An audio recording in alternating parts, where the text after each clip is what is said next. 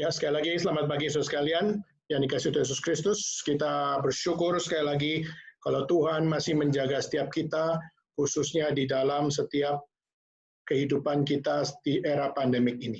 Kita tahu bahwa Indonesia di dalam era pandemik ini sangat bergumul, khususnya bagaimana untuk mengatur seluruh apa yang menjadi tatanan masyarakat yang sampai pada hari ini kita melihat secara jumlah mereka justru semakin meningkat di dalam era pandemik ini.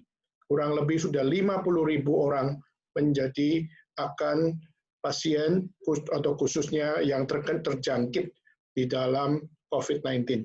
Tetapi kita juga bersyukur kalau tingkat kematian tidak menjadi satu angka yang sangat tinggi, meskipun kita juga melihat banyak korban yang berjatuhan. Dan kita juga melihat dari setiap yang sembuh, kita juga melihat kurang lebih 20.000 lebih menjadi satu angka yang cukup memberikan good news, yaitu kita melihat bagaimana setiap mereka yang terjangkit, tapi kita juga melihat dari mereka juga banyak dari mereka yang juga sudah bebas daripada akan terjangkitnya COVID-19. Saudara, hari ini kita akan sama-sama akan melanjutkan pembahasan kita. Minggu lalu kita sudah membahas di dalam Pengkhotbah pasal 7, dan kita sudah membahas akan 4 hal di dalam minggu lalu, yaitu bagaimana kita belajar khususnya bagaimana melihat hidup itu paradoks, dan hidup yang paradoks itu adalah hidup yang Tuhan ajarkan untuk kita dapat melihat bahwa seluruh apa yang ada dalam hidup ini, jika tanpa Tuhan yang menjadi akan poros pengertian standar yang sejati, maka segala sesuatu tidak mungkin kita bisa mengerti. Waktu kita melihat pembahasan yang pertama, yaitu a good name is better than luxury. Nama baik itu lebih baik daripada kekayaan.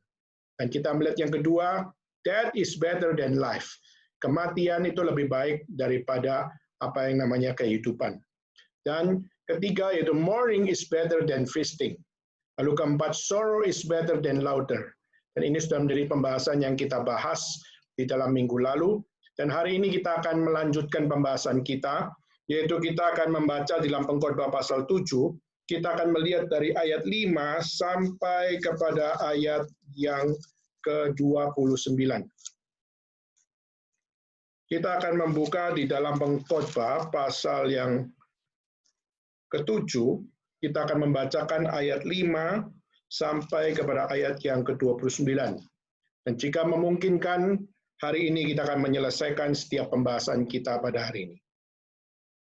Pengkhotbah pasal yang ke-7, ayat yang ke-5 sampai ayat yang ke-29.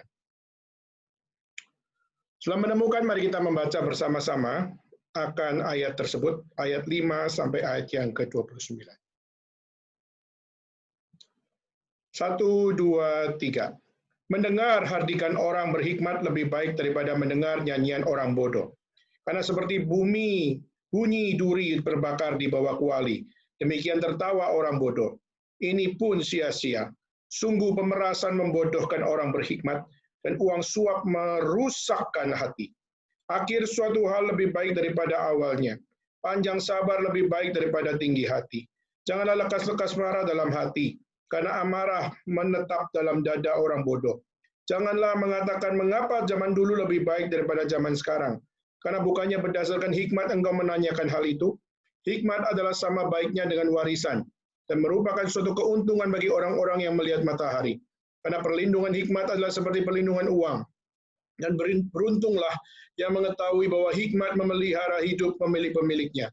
Perhatikanlah pekerjaan Allah. Siapa yang dapat meluruskan apa yang telah dibengkokkannya? Pada hari mujur bergembiralah, tapi pada hari malang ingatlah bahwa hari malang itu pun dijadikan Allah seperti juga hari mujur, supaya manusia tidak dapat menemukan sesuatu mengenai masa depannya. Dalam hidupku yang sia-sia aku telah melihat segala hal ini. Ada orang yang saleh yang binasa dalam kesalehannya. Ada orang fasik yang hidup lama dalam kejahatannya. Janganlah terlalu saleh, janganlah perilakumu terlalu berhikmat. Mengapa engkau membinasakan dirimu sendiri? Janganlah terlalu fasik, janganlah bodoh. Mengapa engkau mau mati sebelum waktumu? Adakah baik kalau engkau memegang yang satu juga dengan tidak melepaskan yang lain? Karena yang takut akan Allah luput dari kedua-duanya. Hikmat memberi kepada yang memilikinya lebih banyak kekuatan daripada 10 penguasa dalam kota. Sesungguhnya di bumi tidak ada orang yang saleh, yang berbuat baik, dan yang tak pernah berbuat dosa. Juga, janganlah memperhatikan segala perkataan yang diucapkan orang, supaya engkau tidak mendengar pelayanmu mengutuki engkau. Karena hatimu tahu bahwa engkau juga kerap kali mengutuki orang lain. Kesemuanya itu telah kuuji untuk mencapai hikmat, kataku. Aku hendak memperoleh hikmat. Tapi hikmat itu jauh daripada aku. Apa yang ada itu jauh dan dalam, sangat dalam. Siapa yang dapat menemukannya? Aku tujukan perhatianku untuk memahami, menyelidiki, dan mencari hikmat dan kesimpulan, serta untuk mengetahui bahwa kefasikan itu kebodohan, kebebalan itu kegilaan, dan aku menemukan sesuatu yang lebih baik daripada maut, perempuan yang adalah jala, yang hatinya adalah jerat, dan tangannya adalah belenggu. Orang yang dikenan Allah terhindar daripadanya, tapi orang yang berdosa ditangkapnya. Lihatlah, ini yang kudapati, kata pengkhotbah. Sementara menyatukan yang satu dengan yang lain untuk mendapat kesimpulan yang masih kucari, tetapi tidak kudapati. Kudapati seorang laki-laki di antara 1000, tapi tidak kudapati seorang perempuan di antara mereka. Lihatlah hal ini yang kudapati, bahwa Allah telah menjadikan manusia yang jujur, tetapi mereka mencari banyak dalih. Sekian pembacaan akan firman Tuhan. Mari kita sekali lagi tundukkan kepala, kita bersama-sama berdoa. Kita mohon kepada Tuhan, kiranya Tuhan yang berbelas kasihan memimpin kita untuk mengerti kebenaran firman Tuhan. Mari kita tundukkan kepala, kita berdoa. Sekali lagi ya Tuhan, kami menyerahkan waktu kami ke depan di dalam tangan-Mu. Kami percaya bahwa Tuhan, Engkau adalah Allah yang berfirman bagi kami, karena kami tahu bahwa hidup kami tanpa firman Tuhan, kami akan hidup di dalam kekacauan, kami hidup dalam keliaran, dan kami tidak akan pernah hidup di dalam kebenaran. Mohon Tuhan, pakai setiap pemberitaan firman Tuhan ini, agar kami bukan hanya sekedar dipuaskan untuk mendengar firman, tapi kami rindu dipuaskan untuk mengalami firman, dan kami rindu dapat dipuaskan untuk menghidupi firman. Dan biarlah Tuhan yang pakai, khususnya dalam pemberitaan firman Tuhan pada hari ini, sekali lagi kuatkan hamba-Mu untuk dapat menyampaikan kebenaran firman dengan sungguh-sungguh di hadapan Tuhan. Dan jangan biarkan apa yang dikatakan hanya lewat begitu saja. Tapi biarlah Tuhan sendiri yang bertahta memimpin setiap apa yang dikatakannya. Biarlah Tuhan sendiri yang memenangkan setiap peperangan yang terjadi di dalam setiap jiwa manusia pada hari ini. Kami percaya kuasa kegelapan berusaha untuk mengganggu dan mematahkan setiap apa yang sepatutnya menjadi akan benteng yang kokoh di dalam hidup kami masing-masing. Dan kami tahu ya Tuhan, iblis tidak tinggal diam untuk merusak dan meracuni setiap pikiran, jiwa, dan hati kami. Tapi kami mohon kepada Tuhan, bila Engkau sendiri yang berbelas kasihan, untuk menyadarkan kami betapa kami sangat membutuhkan firman yang benar, dan jangan biarkan kuasa kegelapan menggoyahkan kami. Terima kasih ya Tuhan, kami bersyukur menyerahkan waktu kami ke depan dalam tangan-Mu. Pakailah hamba-Mu yang hina ini, dan pakailah setiap kami yang penuh kekosongan dalam hati kami. Tolonglah kami ya Tuhan, berfirmanlah bagi setiap kami. Dalam nama Yesus Kristus kami berdoa. Amin.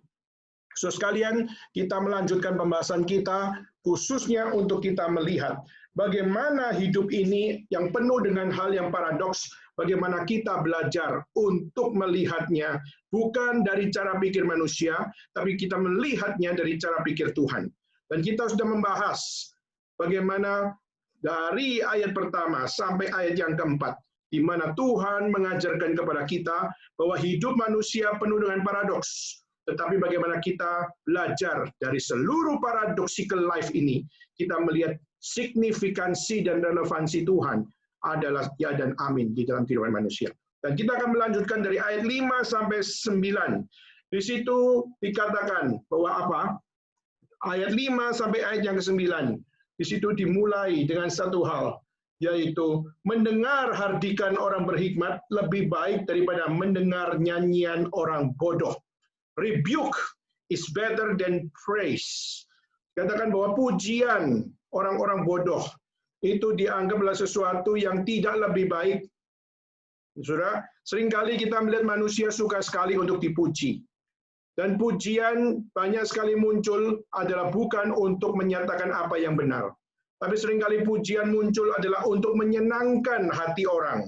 Dan saudara, pujian yang hanya menyenangkan hati orang, itu adalah pujian orang bodoh. Kenapa, saudara?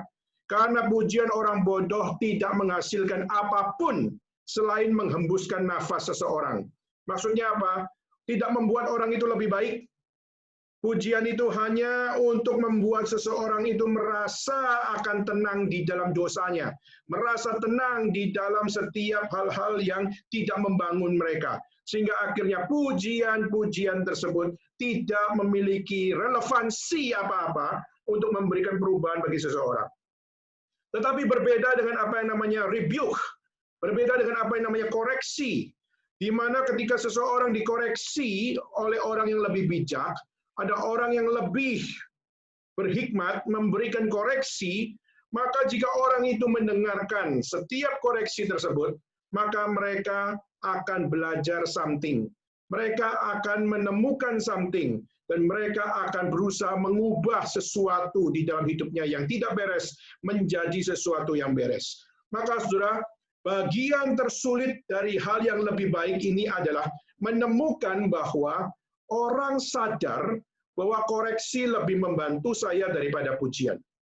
Saudara, koreksi itu suatu dorongan. Ketika kita menegur seseorang, itu harus membuat seseorang itu merasa lebih baik untuk apa? Lebih baik untuk memperbaiki kesalahannya, bagaimana dia memperoleh pelajaran yang baru, dan berusaha untuk upgrading, berusaha untuk meningkatkan sesuatu yang selama ini dianggap sudah baik, tapi itu dikoreksi sehingga menghasilkan sebuah hasil, saudara.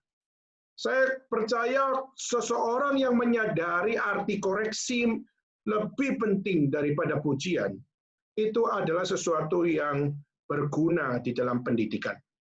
Saudara, sewaktu saya masih kecil, khususnya saya masih SMP, saudara, saya disekolahkan atau dileskan di dalam sebuah sekolah musik.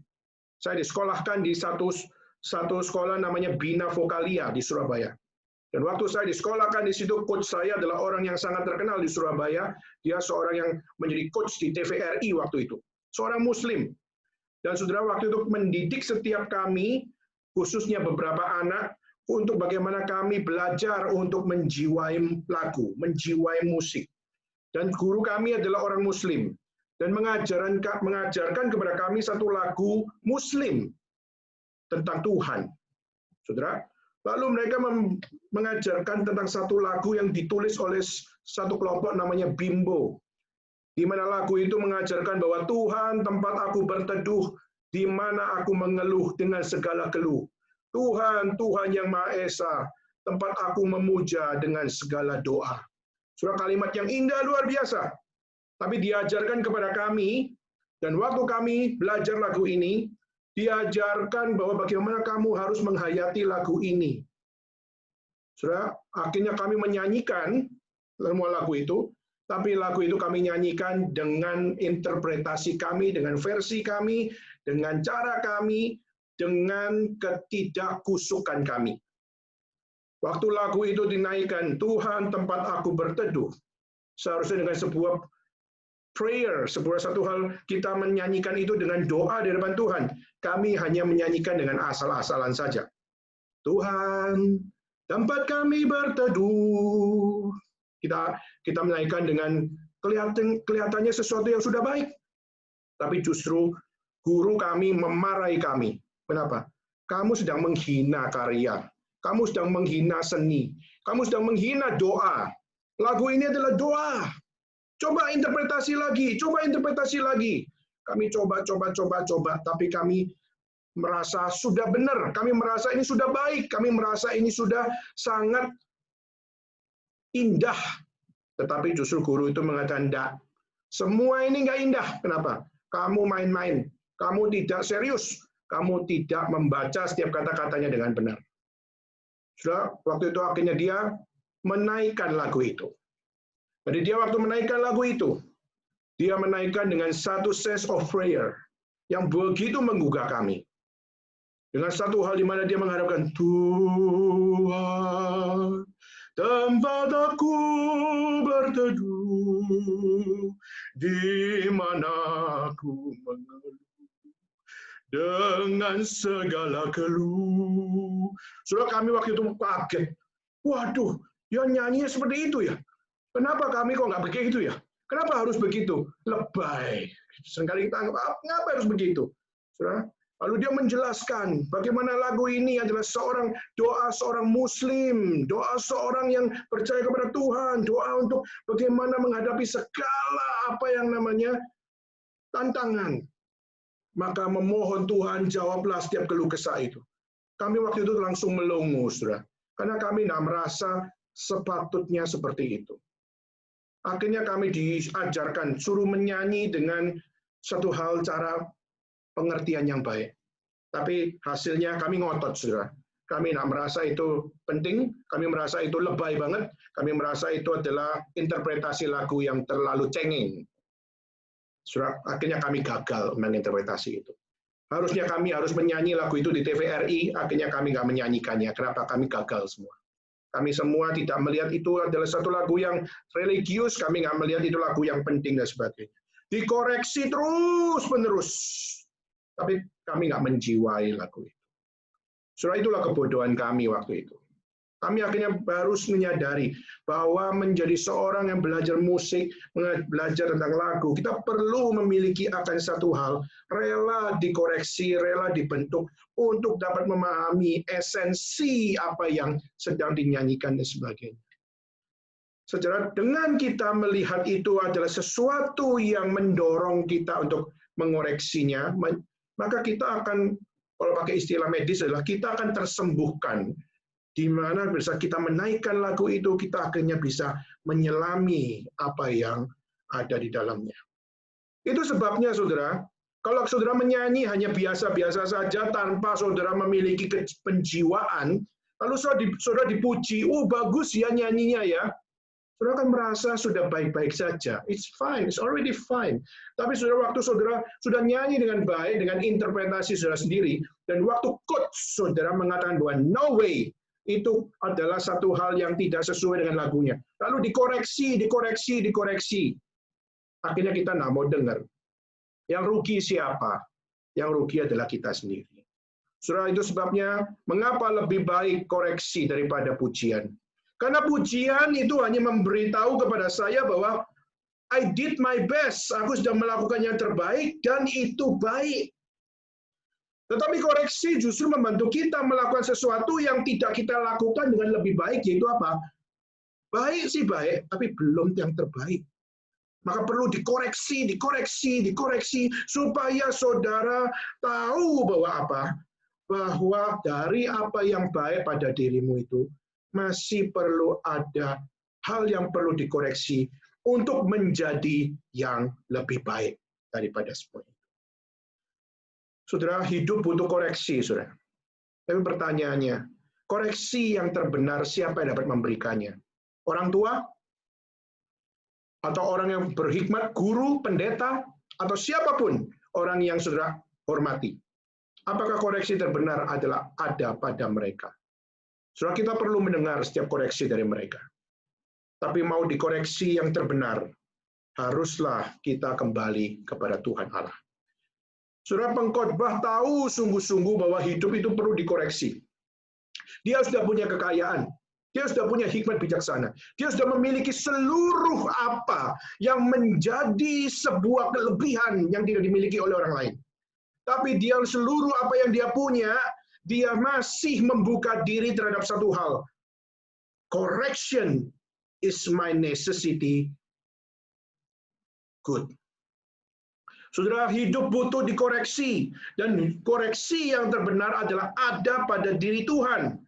Maka kita hari ini banyak sekali melakukan kesalahan, atau saudara sadar bahwa diri saudara salah, maka satu-satunya yang dapat memberikan jalan saudara menerima koreksi hidup untuk menjadi orang yang lebih baik adalah bagaimana saudara rela dibenarkan di dalam Tuhan melalui setiap koreksi firman. Mau dikoreksi oleh Tuhan, saudara harus mendengar firman. Mau dikoreksi oleh Tuhan, saudara harus menaati firman. Dan mau dikoreksi oleh Tuhan, saudara harus belajar melakukan firman. Maka itulah hal yang menjadi pembahasan yang dimunculkan oleh siapa yang namanya pengkhotbah, yaitu rebuke is better than praise. Mengkoreksi diri itu lebih baik daripada menerima pujian. Karena pujian hanya membuat saudara stuck sampai pada kualitas hari ini. Tetapi correction atau rebuke itu justru memberikan akan one step more better daripada setiap pujian yang hanya memberikan stagnasi di hari ini. Maka saudara, kita perlu memohon kepada Tuhan adanya satu koreksi untuk hari demi hari di dalam hari besok kita. Maka saudara, apa yang perlu dikoreksi di dalam hidup saudara hari ini? Apa yang harus untuk dikoreksi di dalam setiap hati, pikiran, dan kelakuan kita? Doktrin, pengajaran, bagaimana kita perlu dikoreksi kembali kepada firman Tuhan. Selama ini saya jadi orang Kristen, sudah menjadi orang Kristen yang macam bagaimana? Dan apakah kekristenan saya sudah sungguh-sungguh selaras dengan apa yang Tuhan firmankan? Maka perlu untuk dikoreksi sehingga sudah sadar diri salah, sadar diri kurang, sadar diri sangat terbatas. Maka itulah kenapa kita perlu mendengar firman. Itulah kenapa justru kita harus lebih memahami akan signifikansi firman bagi hidup saya hari ini dan hari esok. Maka pengkhotbah mengajak setiap kita memandang koreksi sebagai sesuatu yang penting dalam hidup, lebih daripada pujian. Bukan berarti kita tidak anti pujian, kita harus bersyukur kalau ada orang yang memuji kita. Tapi juga kita perlu untuk memandang koreksi adalah sesuatu yang lebih indah. Oke, berikutnya ayat 7-10, saudara. Kalau saudara melihat dalam ayat 7-10, di situ ada satu hal lagi yang ditekankan, yaitu apa, saudara? Yaitu dikatakan, sungguh pemerasan membodohkan orang berhikmat dan uang suap merusakkan hati. Akhir suatu hal lebih baik daripada awalnya, panjang sabar lebih baik daripada tinggi hati. Jangan lekas-lekas marah dalam hati, karena amarah menetap dalam dada orang bodoh. Janganlah mengatakan sekarang, mengapa zaman dulu lebih baik daripada zaman sekarang? Karena bukankah berdasarkan hikmat engkau menanyakan hal itu? Saudara, di sini kita bisa melihat bahwa apa? Kesabaran itu juga adalah sebuah pelajaran hidup yang pengkhotbah mau katakan. Kesabaran itu lebih penting daripada kemarahan. Bukan berarti kita nggak boleh marah, saudara. Marah itu boleh. Marah itu adalah sesuatu yang perlu ada di dalam hidup ini. Tetapi, saudara, yang menjadi pelajaran yang lebih penting daripada kemarahan adalah kesabaran. Akhir suatu masalah lebih baik daripada awal suatu hal kalau saudara belajar apa arti sabar. Kenapa ada pemerasan? Kenapa ada suap? Mengapa bisa muncul jalan pintas sampai akhir itu? Karena setiap orang yang melakukan pemerasan dan melakukan penyuapan, itu sebenarnya dasarnya adalah karena tidak ada kesabaran. Saudara, mereka memotong jalan kesabaran, mereka membuat jalan seakan-akan cerdik dan melakukan segala sesuatu mengharapkan bahwa orang yang diperas, orang yang disuap, itu adalah orang-orang yang bisa dikontrol dengan apa yang namanya egonya mereka. Sehingga akhirnya apa? Tidak ada satu hal yang lebih baik daripada roh kesombongan. Tidak ada hal yang lebih baik daripada roh memerintah. Nggak ada yang lebih baik dari roh untuk menunjukkan egosentris. Maka kalau saya memiliki akan kesombongan, saya memiliki akan kemarahan, maka saya bisa bangga dengan semuanya itu, maka saya bisa memutlakkan keinginan saya bisa terjalan. Saudara, jika saudara marah, tetapi di saat saudara tidak belajar arti kesabaran, namanya saudara mengandalkan harga diri saudara, membanggakan akan apa yang namanya keinginan saudara, membanggakan apa yang namanya kelebihan saudara, dan mengandalkan apa yang namanya pribadi saudara. Saudara, kemarahan sudah banyak merusak kehidupan manusia. Kemarahan banyak sudah merusak akan stabilitas diri manusia yang marah itu, dan merusak stabilitas diri orang-orang yang dimarahi, dan juga merusak stabilitas diri orang-orang yang melihat kemarahan tersebut. Ya saudara, jika kita melihat bahwa kemarahan di situ muncul, kenapa seseorang bisa marah? Karena melihat sesuatu tidak beres. Yes, saudara, kita tahu bahwa melihat sesuatu tidak beres itu tidak harus orang marah. Orang nggak marah juga bisa melihat hal yang tidak beres tersebut. Tapi pertanyaannya, kenapa kita perlu belajar untuk melihat sesuatu yang melebihi dari kemarahan? Karena kemarahan tidak pernah menghasilkan akan hal yang positif. Kalaupun ada kemarahan yang positif, itu adalah kemarahan yang dituntun oleh firman. Bukan kemarahan yang liar di situ. Murka yang positif adalah murka yang diajarkan oleh Tuhan. Murka yang diekspresikan oleh Tuhan. Bukan murka karena keinginan dan keinginan manusia. Saudara, kebanyakan kenapa orang bisa murka? Karena mereka tidak puas melihat apa yang dia lihat. Karena dia tidak bisa sabar dengan apa yang dia lihat. Saudara, masa laluku lebih baik daripada masa sekarang, dan waktu saya melihat masa lalu fine-fine aja, tiba-tiba muncul sesuatu yang bertentangan dengan masa lalu saya, masa lalu yang indah, tapi justru ada satu hal yang menunjukkan hal yang tidak sempurna terjadi di depan mata, maka akhirnya kita bisa muncul sebuah ketidakpuasan. Kita bisa muncul sebuah kemarahan. Dan akhirnya kita melihat banyak hal yang negatif muncul. Saudara pengkhotbah, saya percaya dia orang yang berhikmat. Dan saya bisa belajar melihat bagaimana pengkhotbah. Di dalam setiap apa yang dia nyatakan, dia tidak pernah melakukan akan satu hal yang melakukan kemarahan.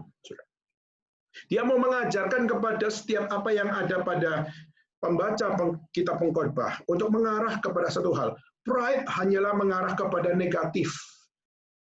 Kesombongan hanyalah mengarah kepada yang negatif. Dan kesombongan itu memperalat kemarahan. Seringkali kenapa kita kalau lihat orang marah itu sesuatu yang kita langsung bisa menangkap. Kemarahan adalah always negatif. Misalnya kita lihat pendeta Stephen Tong marah. Seringkali kita melihat, wah pendeta Stephen Tong marah, negatif. Oh ya, saudara. Kita perlu untuk melihat ada kemarahan yang positif, ada kemarahan yang negatif. Ada kemarahan yang dikuduskan oleh Tuhan, tapi juga ada kemarahan yang tidak dikuduskan oleh Tuhan. Kenapa? Karena kemarahan yang muncul adalah kemarahan yang justru merusak, destruktif, dan sehingga apa? Tidak membangun sama sekali. Maka kalau kita melihat apa yang ditulis oleh pengkhotbah mengajar bahwa kesabaran itu jauh lebih penting. Nah, bukannya tidak boleh marah, tapi perlu untuk apa? Perlu punya kesabaran. Kenapa? Kesabaran mengajarkan kepada pengkhotbah untuk apa? Bagaimana bertahan di dalam setiap apa yang kita jalani di dalam ketidaksempurnaan. Masa depan kita tidak pernah tahu apa yang terjadi. Mau marah-marah terus dari hari ini sampai masa depan? Kesulitan akan menghantam saudara. Saudara akan marah-marah terus, dan sampai kepada akhir hidupmu kamu akan marah-marah terus. Apakah kemarahan akan membawa engkau kepada hidup yang lebih baik? Saudara, pride hanya mengarahkan kepada pandangan negatif. Karena apa? Tuhan tidak menguduskan pride. Kecuali kita melihat murka Allah. Dia adalah satu-satunya murka yang paling sempurna. Karena murka yang sempurna itu murka yang dapat memberikan positif kepada orang lain. Saudara, mari kita belajar untuk melihat.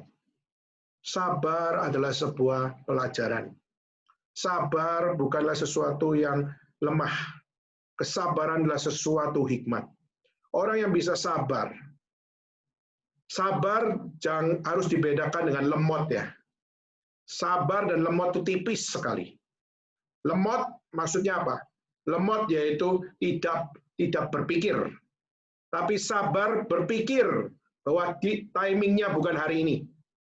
Kalau lemot itu adalah tidak mau pikir apa-apa.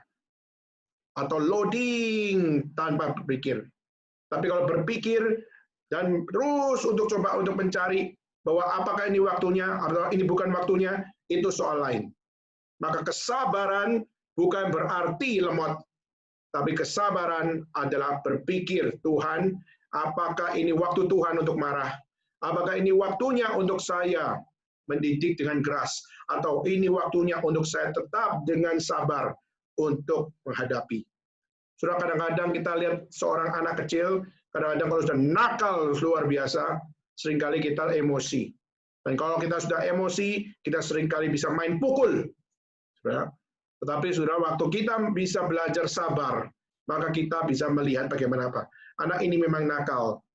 Karena aku juga dulu pernah nakal, maka satu sisi aku perlu keras, tapi satu sisi hanya dengan pelukan saja, atau hanya dengan bicara saja dengan pelan, tapi penuh wibawa kepada anak itu, maka anak itu bisa nurut. Maka saudara, percayalah bahwa apa? Patience is better than pride. Belajar sabar adalah satu pelajaran hikmat yang sangat indah dibandingkan dengan membanggakan diri, atau dengan kesombongan diri, atau dengan kemarahan yang liar. Maka itu akan membuat hidup manusia akan menjadi satu hidup yang tidak berhikmat. Dan saudara, ayat 11 dan 12 dikatakan bahwa apa? 11 dan 12 dikatakan, hikmat adalah sama baiknya dengan warisan, dan merupakan suatu keuntungan bagi orang yang melihat matahari. Karena perlindungan hikmat adalah seperti perlindungan uang, dan beruntunglah yang mengetahui bahwa hikmat memelihara hidup pemilik-pemiliknya. Sudah, di sini kita bisa bikin satu poin, yaitu apa? Wisdom is better than wealth. Yaitu kebijaksanaan itu jauh lebih baik daripada setiap harta yang kita timbun. Kehormatan lebih baik daripada setiap kemewahan. Dan kebijaksanaan lebih daripada uang. Dan setiap kebijaksanaan lebih dari setiap apa yang bisa dikumpulkan dari manusia. Maka saudara, ini menjadi 7 pembahasan dari minggu lalu dan hari ini. Itu ada 7 poin, di mana 7 poin ini mengajak saudara untuk mempertimbangkan bahwa apa? Bahwa life is so paradox. Hidup itu penuh dengan paradoks. Nah, jika hidup di dalam paradoks ini tidak dikaitkan dengan Tuhan, di dalam Tuhan, maka apa yang akan terjadi di dalam kehidupan saudara sekalian? Saudara, kalau kita melanjutkan dengan pembacaan kita ayat 13 dan 14, saudara akan melihat bagaimana pertimbangkan pekerjaan Allah. Ada satu penekanan, saudara. Pertimbangkan kerajaan Allah. Siapa yang dapat meluruskan apa yang telah dia bengkokkan? Pada hari kemakmuran bersukacitalah, dan pada hari kemalangan pertimbangkanlah. Allah telah menciptakan yang satu dan yang lain sehingga manusia tidak dapat menemukan apapun yang akan datang setelah dia. Saudara, di sini kita melihat kebijaksanaan menurut akan pengkhotbah terbukti lebih baik daripada kekayaan. Nah, sekarang perbedaannya adalah bagaimana kita membaca kekayaan, kita membaca akan harta, kita membaca akan harta duniawi dengan harta surgawi, saudara. Gimana kita bisa memilah dan akhirnya mencoba untuk melihat apa yang ada pada keduniawian, apa yang ada pada surgawi. Saudara, Yesus mengatakan bahwa seseorang seharusnya tidak mengumpulkan hal-hal di bumi. Maksudnya adalah bukan berarti nggak boleh mengumpulkan, tapi maksudnya tidak boleh mengabsolutkan pengumpulan hal-hal di bumi. Tetapi hal-hal di surga itu harus menjadi sebuah concern. Contohnya adalah Matius pasal 6, ayat 19 dan 20 dikatakan, janganlah mengumpulkan harta karunmu sendiri di bumi, tempat ngengat dan karat menghancurkan, dan tempat pencuri masuk dan mencuri. Tapi kumpulkanlah harta karunmu sendiri di surga, tempat nyengat dan karat tidak menghancurkan, dan di mana pencuri tidak membobol dan mencuri. Setelah ayat ini muncul, Yesus mau mengajarkan bahwa kebijaksanaan lebih baik daripada kekayaan, karena yang surgawi lebih baik daripada yang duniawi. Maka di sini memberikan satu peranan apa yang dikatakan oleh pengkhotbah, yaitu hikmat lebih baik karena hikmat itu adalah berasal dari tangan Tuhan. Semua pengalaman, semua hikmat tentang kehormatan, kematian, duka cita, kesedihan, teguran, kesabaran, dan kebijaksanaan, semua itu mengajarkan kepada kita bahwa apa? Itu adalah hal-hal yang lebih baik dalam hidup, dan semua itu perlu menjadi sebuah hikmat di saat kita mempercayai Tuhan. Saudara, saya kemarin ada membahas tentang teologi sukses. Kenapa gerakan karismatik memiliki doktrin yang bahaya, khususnya dalam teologi kesuksesan? Karena teologi kesuksesan adalah teologi yang menyesatkan setiap orang untuk apa? Mempercayai Tuhan hanya di dalam konteks kekayaan. Maka kalau saya adalah percaya pada Tuhan, maka saya adalah anak Tuhan.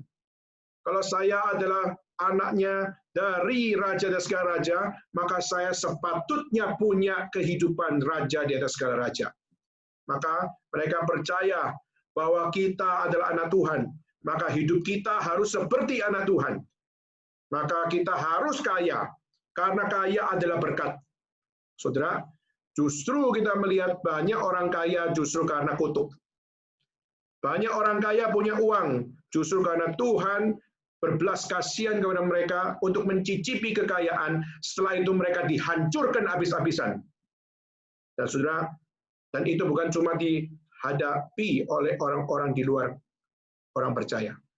Termasuk orang percaya sendiri pun. Kita melihat banyak orang yang juga kekayaannya dihabisi. Saudara, Ayub punya harta, akhirnya juga dihabisi. Meskipun Tuhan memberkatinya lagi, tapi penghabisan kekayaan yang ada pada diri Ayub tidak lewat. Bukan cuma orang tidak beriman mengalami penghabisan itu, tapi orang yang beriman kepada Tuhan pun, Tuhan tidak segan-segan mengizinkan hartanya habis. Dan itu terjadi dalam kitab suci. Sudah melihat bagaimana setiap orang-orang yang melayani Tuhan, mereka banyak yang mengalami begitu banyak tantangan-tantangan. Kadang-kadang orang Kristen sendiri melihat, kenapa ya kita orang percaya hidupnya pas-pasan, justru melihat orang di luar Kristen, mereka hidup dengan foya-foya dan sebagainya. Seringkali kita melihat hidup kok nggak fair ya. Saudara, justru adalah sesuatu yang fair. Waktu kita hidup di dalam hal yang pas-pasan saja, kita masih bisa menghargai setiap waktu dalam kehidupan kita. Kita masih bisa menghargai setiap apa yang menjadi keterbatasan kita tetap adalah anugerah Tuhan. Berapa banyak orang yang kaya akhirnya pada saat mereka pada saat mereka jatuh, akhirnya apa yang terjadi? Mereka mengingkari iman mereka. Bahkan mereka meninggalkan setiap apa yang menjadi kebanggaan mereka yang dulu, yaitu uang mereka. Akhirnya mereka sadar mereka orang yang kalau punya uang, mereka tidak punya apa-apa. Saudara, seringkali kita adalah orang-orang yang seperti ini. Orang-orang yang terus mengandalkan keuangan, mengandalkan kekayaan. Bukan berarti kita nggak boleh kaya. Saudara, kalau diizinkan kaya, puji Tuhan. Tapi kalaupun saudara tidak diizinkan kaya pun, saudara harus belajar untuk puji Tuhan. Saudara, justru kita melihat orang Kristen hari ini adalah orang yang seharusnya lebih mengutamakan Tuhan daripada kekayaan. Kekayaan itu cuma dampak dari iman. Kalau saudara beriman dan Tuhan izinkan, maka saudara bisa punya kekayaan. Tapi kalau saudara beriman dan Tuhan tidak izinkan, maka saudara, kita perlu untuk melihat segala sesuatunya. Berarti yang kita bisa lakukan cuma apa? Satu sisi Tuhan belum izinkan, tapi paling tidak pelajaran kita yaitu apa? Kita kerja sebaik mungkin. Kita kerja keras sebaik mungkin. Kalau memang Tuhan berikan, maka Tuhan akan berikan. Maka sudah tidak bisa cuma hanya berdoa berharap semuanya datang. Kita pun juga harus berjuang. Saudara, dan saya justru dengan teologi kesuksesan tersebut mengabsolutkan bahwa orang Kristen harus kaya. Karena dengan jadi kaya, maka itu menunjukkan kepada orang bahwa percaya Tuhan itu sungguh-sungguh ada hasilnya. Tapi saudara, justru pada saat kita melihat sesuatu terjadi era pandemik ini, berapa banyak orang kaya yang akhirnya rugi jutaan dolar. Berapa banyak orang kaya yang akhirnya harus mem-PHK ribuan orang. Berapa banyak orang-orang kaya yang akhirnya, yang dulunya begitu solid, tapi akhirnya mereka mengetahui di era pandemik ini, mereka tidak sekaya dulu. Dan akhirnya begitu banyak dari mereka, akhirnya mundur dan sebagainya. Saudara, saya sangat kaget di saat beberapa hari yang lalu saya melihat satu statistik. Orang Kristen di China, seberapa banyak mereka? Saya kaget, saudara, karena justru tercatat bahwa di dalam beberapa tahun ini, sejak tahun 2016 sampai kepada tahun 2019, jumlah orang Kristen yang diperkirakan bisa menaik berlipat-lipat ganda. Saudara, akhirnya jumlah tersebut tidak tercapai. Yang diharapkan orang Kristen semakin dihambat, semakin merambat. Banyak orang optimis dengan China, karena kekristenan di China akan semakin bertambah. Justru statistiknya nggak begitu. Saudara, tahun 2016 sudah tercatat bahwa kekristenan di China tidak semakin baik. Kekristenan di China, walaupun secara statistik naik, tapi lompatan statistik yang seharusnya itu adalah lompatan statistik yang drastis. Tetapi justru sejak 2015, 2016, 17, 18, 19, 20, lamban sekali naiknya. Pertanyaan adalah, what's wrong with Christianity in China? Ada apa dengan kekristenan di Tiongkok? Apa karena pemerintah menghancurkan gereja-gereja, maka rusak semuanya? Apakah karena dengan orang-orang Kristen tidak punya kebebasan beragama, maka akhirnya menjadi lunak dan akhirnya menjadi orang yang meninggalkan iman? Saudara, banyak asumsi-asumsi yang muncul. Tapi saudara, bukan itu isu yang paling memberikan masalah. Tahukah saudara, apa masalah yang terbesar? Satu artikel yang muncul yaitu, yang menjadi masalah terbesar adalah the prosperity gospel sudah masuk ke China, meracuni pemikiran-pemikiran orang Kristen bahwa apa? Kita adalah orang yang diberkati oleh Tuhan. Kristen itu adalah diberkati. Maka apa? Kita harus kerja keras untuk kita bisa memperoleh akan satu kekayaan. Kita harus untuk memiliki kekayaan untuk membuktikan bahwa iman Kristen itu ada hasilnya. Saudara, ada yang namanya hal yang terjawabkan, yaitu apa? Yaitu setiap orang melihat hasil, dan hasil. Maka saudara, akhirnya prosperity gospel menjadi satu teologi yang masuk di dalam orang Kristen, di mana orang Kristen selama ini mengadopsi pemikiran bukan prosperity teologi. Mereka belajar dari Wang Mingtao, mereka belajar dari Watchman Nee, mereka belajar dari Witness Lee, mereka belajar dari begitu banyak pemikir-pemikir, khususnya yang telah menyerahkan hidupnya kepada Tuhan. Dan saudara tahu apa yang terjadi? Mereka mengajarkan teologi of suffering. Menderita bagi Kristus itu adalah sebuah anugerah. Tapi justru teologi prosperity mengatakan apa? No. Kalau kamu jadi Kristen, lalu kamu menderita, kamu miskin, dan sebagainya, itu bukan salah Tuhan, itu salahmu sendiri. Maka kalau kamu miskin hari ini, salahmu sendiri. Karena salahmu sendiri, bertobatlah kamu, dan mintalah, maka semua apa yang kau minta akan diberikan oleh Tuhan. Mintalah kekayaan, mintalah berkat, dan sebagainya.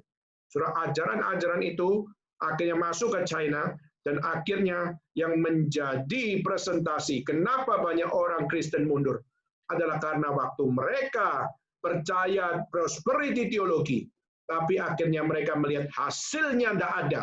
Akhirnya mereka tidak kaya, akhirnya mereka juga tidak memperoleh akan namanya berkat, akhirnya mereka mengatakan, iman macam apa ini? Maka tinggalkan iman kekristenan. Saudara, prosperity teologi tidak memberikan kekuatan untuk menghadapi suffering. Orang yang mengejar kekayaan, waktu miskin, mereka sudah kehilangan hidupnya sendiri. Saudara, kita harus menaruh pengharapan kepada siapa? Kalau ajaran sesat, ajaran yang menamakan Kristen saja sudah memanipulasi akan ajaran, sehingga akhirnya pengharapan manusia hanya didasarkan kepada berkat Tuhan, hanya didasarkan kepada uang, sehingga waktu uang itu lenyap, in the same time, hidup mereka juga lenyap. Itulah kenapa pemikiran-pemikiran prosperity teologi tidak akan pernah menyelamatkan manusia. Prosperity filosofi, filsafat kemakmuran pun juga tidak akan pernah menyelamatkan manusia. Saya sering ngomong di sini, di kampus yang bergengsi di Hong Kong, Hong Kong University of Science and Technology. Setiap bulan banyak orang bunuh diri. Dan yang bunuh diri adalah banyak dari mereka dari mainland China. Karena mereka tidak bisa juara satu. Waktu bunuh diri, di kertas ditulis, 对不起爸爸，对不起妈妈，我不成功，我没有拿到第一名，我失败了. Akhirnya mereka bunuh diri. Sudah seringkali orang tua mengajarkan konsep prosperity. Harus berhasil. Kalau tidak berhasil, maka apa? Kalau tidak berhasil, maka kamu tidak usah pulang. Kalau kamu sudah berhasil, kamu jangan panggil aku papa lagi. Jangan panggil aku mama lagi. Kalau tidak berhasil, tidak usah hidup lagi. Seringkali kita dengan keras mendidik dengan harapan supaya apa? You will be prosperous someday. Engkau akan menjadi makmur suatu hari nanti. Tapi saudara, percayalah, kemakmuran tidak akan pernah mengajarkan sesuatu yang bisa membuat saudara kuat di saat menghadapi ketidakmakmuran. Kemakmuran hanyalah satu usaha untuk mencapai sesuatu yang lebih tinggi. Tapi waktu semuanya itu fana dan semuanya itu jatuh, maka waktu engkau tidak punya kekuatan, tidak punya pengalaman, dan tidak punya akan satu didikan di saat jatuh, maka saudara akan seperti orang yang tidak punya pengharapan. Sehingga akhirnya engkau meninggalkan apa yang berharga di dalam hidupmu. Maka ayat 15 sampai ayat 21 memberikan 3 poin. Why put your hope in this vain world? Mengapa kamu harus menaruh pengharapanmu pada dunia yang fana ini? Mengapa engkau harus menaruh kepada setiap apa yang namanya prosperity yang terus menjadi acuan hidupmu sebagai manusia? Why put your hope in this vain world? Maka saya akan sharingkan 3 poin, saudara, dari ayat 15 sampai 29. Yang pertama, saudara bisa lihat dari ayat 15 sampai 18, yaitu yang namanya the vanity of morality, yaitu adalah keterbatasan di dalam moralitas. Ayat 15 sampai 18, saudara coba lihat. Dalam hidupku yang sia-sia, aku telah melihat segala hal ini. Ada orang yang saleh binasa dalam kesalehannya. Ada orang fasik yang hidup lama dalam kejahatannya. Jangan terlalu saleh. Janganlah perilakumu terlalu berhikmat. Mengapa engkau akan membinasakan dirimu sendiri? Jangan terlalu fasik, janganlah bodoh. Mengapa engkau mau mati sebelum waktumu? Adalah baik kalau engkau memegang yang satu dan juga tidak melepaskan yang lain. Karena orang yang takut akan Allah luput dari kedua-duanya. Saudara, mungkin saudara baca ayat ini langsung melihat. Tidak usah untuk terlalu saleh. Tidak usah untuk mengejar apa yang namanya sebuah kebaikan. Seringkali kita membaca ayat ini langsung kita mengabsolutkan bahwa apa? Don't be fanatic. Jangan jadi orang fanatik. Kalau ikut Tuhan tuh sudah ikut, nggak usah repot. Ikutnya itu ikut secara luar saja. Nggak usah masuk sampai ke dalam-dalamnya. Nggak usah. Don't be fanatic. Jangan jadi orang-orang fanatik. Padahal di dalam ayatnya, kalau kita sudah membaca di dalam bahasa aslinya, bahasa Indonesia terlalu lemah, saudara. Apa yang dimaksud dengan bahasa asli, saudara? Bahasa asli justru bukan mengatakan janganlah terlalu saleh. Tapi bahasa asli mengajarkan, don't be pretending to be righteousness. Jangan kamu pretending, atau pretending itu apa ya? Satu hal di mana engkau menganggap bahwa kamu itu orang saleh. Jangan kamu menganggap diri di dalam kesalehanmu itu kamu sudah cukup saleh. Istilah itu playing the wise, playing to be righteous, mempermainkan dirimu mengatakan I am the righteous person, padahal saudara bukan orang yang wise, saudara bukan orang yang righteous. Don't make yourself pretending to be righteous. Itu yang dimaksudkan, saudara. Banyak orang hari ini mengabsolutkan apa yang dia bisa lakukan, kebaikan yang dia bisa lakukan, menunjukkan bahwa aku orang yang righteous, aku orang yang berhikmat, aku orang yang baik, aku orang yang bermoral. Bahkan mereka bilang secara moral aku baik, secara immorality pun aku tidak melakukan kejahatan. Maka apa? Morality, immorality itu sesuatu yang saya sudah lakukan dengan baik. Maka dengan saya melakukan segala sesuatu dengan baik, bukankah itu akan memberikan surga kepada saya? Saudara, orang-orang Muslim percaya bahwa keselamatanmu ditentukan dengan usahamu juga. Satu sisi juga ada kedaulatan Tuhan, tapi satu sisi mereka juga percaya bahwa dengan semua apa yang kau lakukan, kamu sedang menabung. Kamu sedang menabung surgamu, kamu sedang menabung jalan keselamatanmu. Maka doing the goodness to the people. Kenapa? Karena kamu akan bisa untuk masuk surga dengan usahamu. Maka saudara, itu mirip sekali dengan kalau dalam teologi kekristenan ada namanya Arminians, yaitu 50% adalah anugerah Tuhan, 50% adalah usaha manusia. Saudara, kita tidak percaya bahwa usaha manusia dapat membawa saudara untuk memperoleh surga. Surga itu hanyalah hak prerogatif Tuhan Allah. Maka tidak ada satupun yang bisa dengan usahanya sendiri untuk memperoleh surga. Kalau gitu, saya bagaimana bisa masuk surga? Pertama pasti adalah karena Tuhan yang sudah memilih engkau. Tuhan yang memberikan jalan kepada kita sehingga kita bisa ke surga. Kalau aku sudah dapat surga, bisa nggak aku melakukan hal-hal yang tidak beres?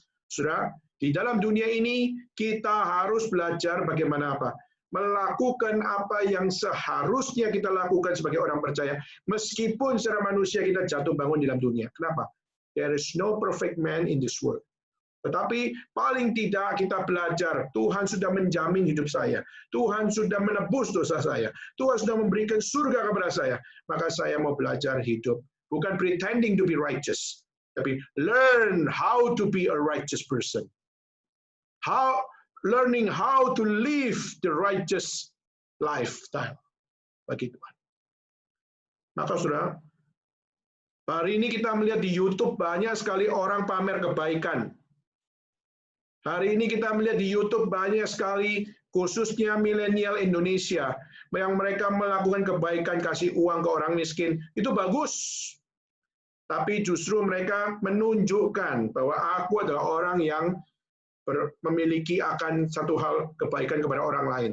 Padahal waktu dia posting di YouTube, dia waktu mengajarkan bahwa aku adalah orang baik, tapi satu sisi yang lain, dia memperoleh keuntungan dari kebaikannya, yaitu apa? Melalui subscriber dan melalui setiap posting yang dimana orang-orang lihat, akhirnya mereka dapat uang dari situ. Saudara, moralitas tidak seharusnya menjadi bahan pamer. Alkitab mengajarkan kalau kamu mau memberi kepada orang, biarlah tangan kirimu memberi, tangan kanan tidak boleh tahu. Saudara, itu mengajarkan bahwa apa? Memberikan kebaikan. Tidak usah kasih orang lihat, tidak usah kasih orang tahu. Kalaupun orang tahu, biarlah orang tahu bahwa apa? Yang baik dikerjakan tanpa tipu muslihat. Saudara, hari ini banyak di YouTube orang pamer kebaikan, mereka pamer.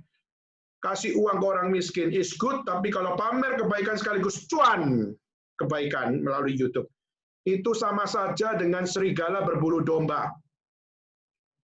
Kelihatannya melakukan tindakan domba, langkah domba, gerakan domba, suara domba, padahal dia bukan domba, adalah serigala. Saudara, moralitas dan imoralitas tidak akan menyelamatkan kita. Jangan mengabsolutize moralitas kita dengan mengatakan saudara orang baik. Alkitab justru mengajarkan, you must fear God. Saudara harus takut sama Tuhan. Dia Tuhan, dia bukan budak kita. Dan dia satu-satunya pengharapan kita. Maka kita seharusnya percaya Tuhan Yesus yang menyelamatkan mereka. Justru kebaikan saya bagi orang itu bukan kebaikan saya. Justru waktu saya melakukan kebaikan, itu saya hanyalah alatnya Tuhan. Tuhan yang memberikan kebaikan kepadamu. Melalui aku memberikan kepadamu. Maka saudara, kita jangan mencuri kemuliaan Tuhan. Dengan kita melakukan kebaikan, kita menunjukkan I am something. I'm sharing my goodness to you. I am good. Saudara, the vanity of morality. Itulah yang pengkhotbah mau ajarkan kepada kita. Do not be pretending to be righteous. Do not playing the wise. Don't make yourself to be like that. Saudara, Maka ayat 15-29 mengajarkan yang pertama, kamu melakukan kebaikan, mengabsolutkan kebaikan, your immorality is vanity. Sia-sia belaka. Kedua, saudara, ayat 19-22. Saudara akan melihat satu hal juga, yaitu apa? Yaitu, walaupun saudara orang yang berhikmat sekalipun, saudara adalah orang yang penuh dengan keberdosaan. Saya bacakan 19-21. 22. Hikmat memberi kepada yang memilikinya lebih banyak kekuatan daripada 10 penguasa dalam kota. Sesungguhnya di bumi tidak ada orang saleh yang berbuat baik dan yang tidak pernah berbuat dosa. Juga janganlah memperhatikan segala perkataan yang diucapkan orang, supaya engkau tidak mendengar pelayanmu mengutuki engkau. Karena hatimu tahu bahwa engkau juga adalah yang kerap kali mengutuki orang-orang lain. Saudara, di sini orang yang berhikmat harus tahu diri. Orang yang punya kebaikan harus tahu diri. Orang yang paling religius sekalipun harus tahu diri. Kenapa? Orang yang berhikmat harus tahu bahwa mereka juga pasti akan dilukai oleh orang lain. Orang yang berhikmat berharap bahwa aku dengan hikmat, aku menjaga hidupku dengan baik.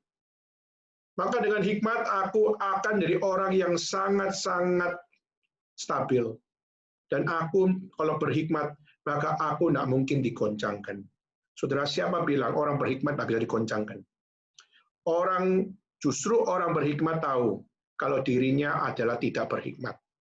Kalau orang berhikmat sadar bahwa dirinya tidak berhikmat, maka orang berhikmat akan tahu bahwa mereka pasti akan bisa dijatuhkan, dilukai, maupun digoncangkan oleh orang lain. Kenapa? Karena orang di sekitar orang berhikmat adalah orang-orang yang berdosa. Dan bukan cuma sekedar berdosa, tapi mereka adalah orang-orang yang tidak sempurna. Saudara, orang berhikmat tahu, aku hidup di dunia nggak sempurna. Maka pasti ketidaksempurnaan itu akan menggoncangkan orang berhikmat. Saudara, kenapa sih kadang-kadang kita sebagai orang berhikmat, kita seringkali adalah orang-orang yang tidak kuat menghadapi ketidakhikmatan orang lain. Kalau saudara mengatakan bahwa aku percaya sama Tuhan, itu adalah hikmat. Tapi waktu kita hidup dalam dunia orang-orang yang merusak hidup saudara. Waktu sudah percaya pada Tuhan, tapi orang-orang di sekeliling saudara adalah orang-orang yang sangat tidak percaya kepada Tuhan, sangat tidak mewakili akan agama atau kepercayaan yang benar. Dan waktu saudara hidup sebagai orang berhikmat, tapi waktu sekeliling saudara adalah orang-orang yang paling jahat. Bagaimana saudara seharusnya tahu bahwa itu lumrah, itu normal. Yaitu apa? Orang yang nggak berhikmat, kenapa mereka bisa marah-marah di dalam ketidakhikmatan mereka? Itu normal.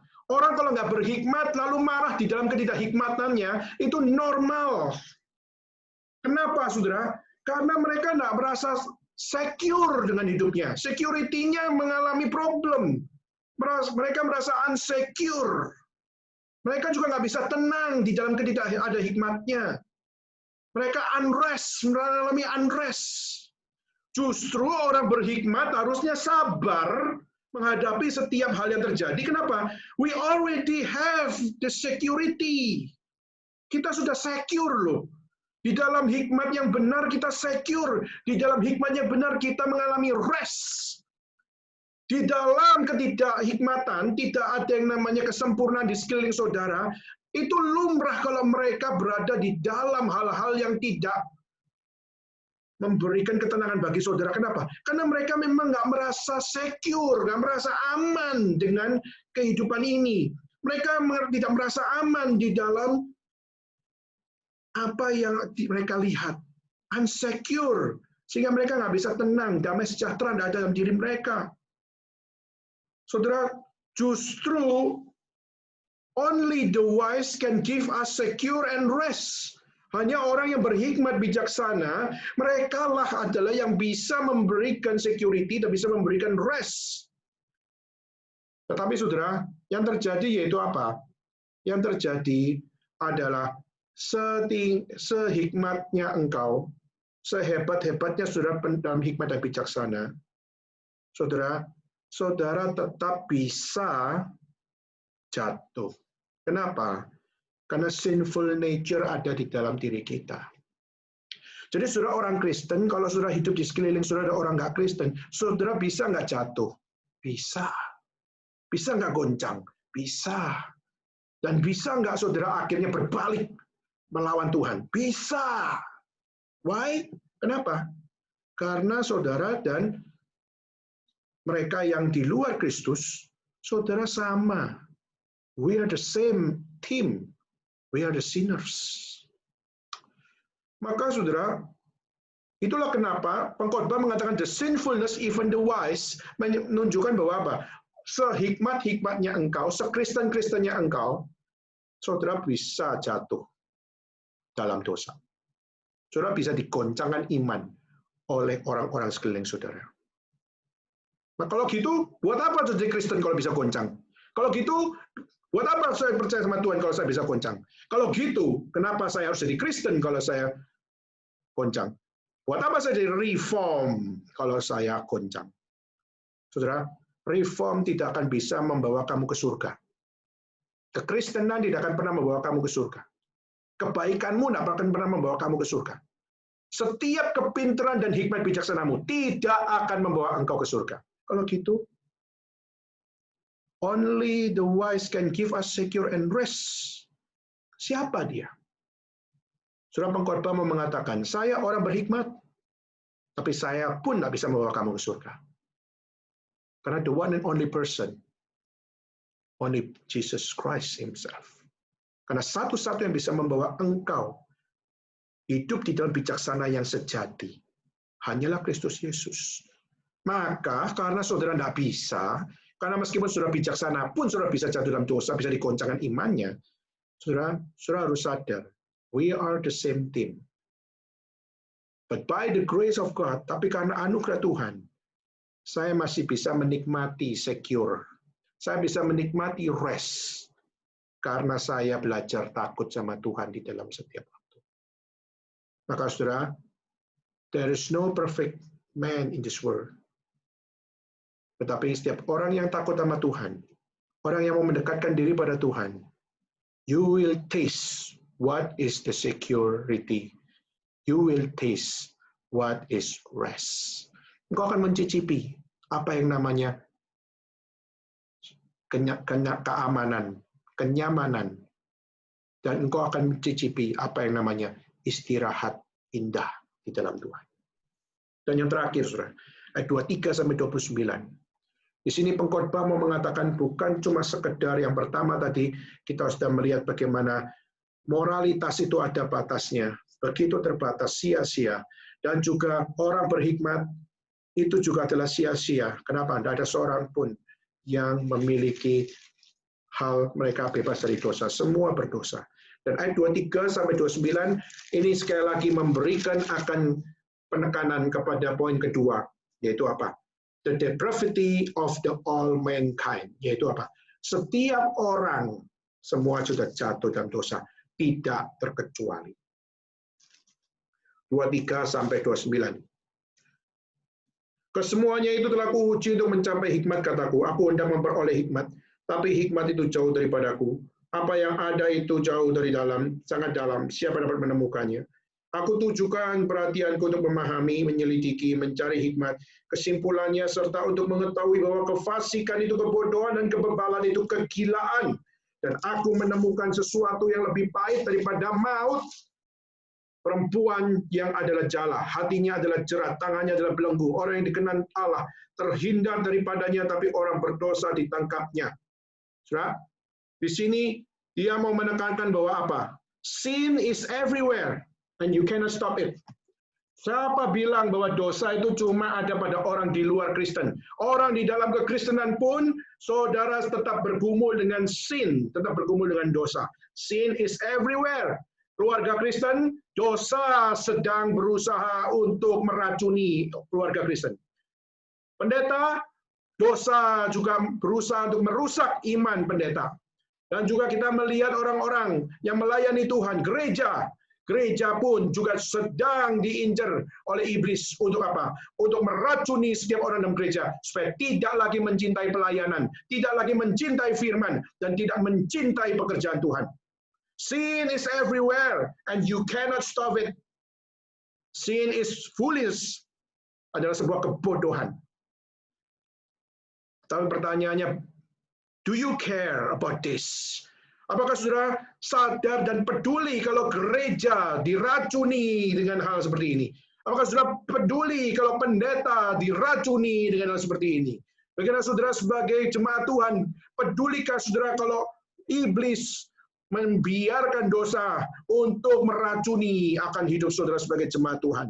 What do you do when you know that you are wrong?